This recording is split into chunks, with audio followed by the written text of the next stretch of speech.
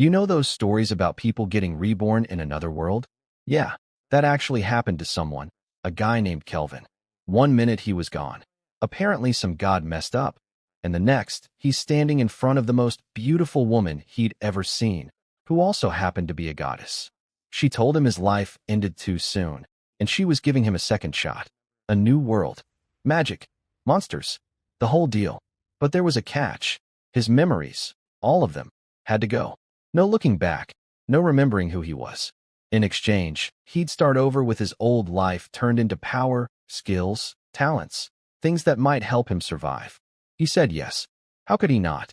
Next thing he knew, he was blinking under a strange sun in a field he'd never seen before, with absolutely no idea how he got there. Just Kelvin. That was the only name he had. A floating, cheerful screen popped up like a tutorial. Congratulations, it chirped. You've been reincarnated. Yeah, no kidding.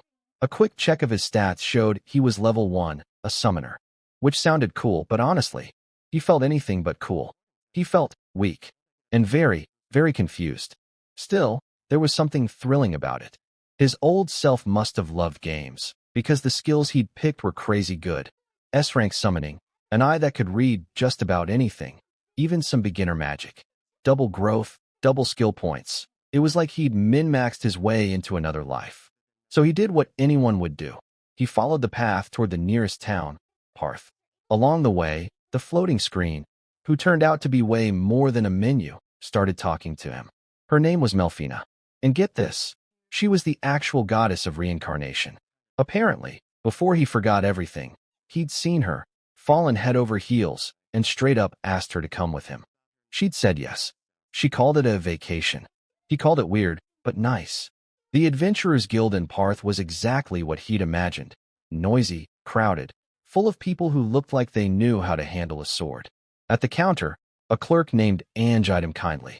When he told her his class was summoner, she leaned in and lowered her voice. You might want to keep that to yourself, she said. People notice summoners. Sometimes the wrong people. So he wrote down Green Mage instead. Rank F, starting from the bottom.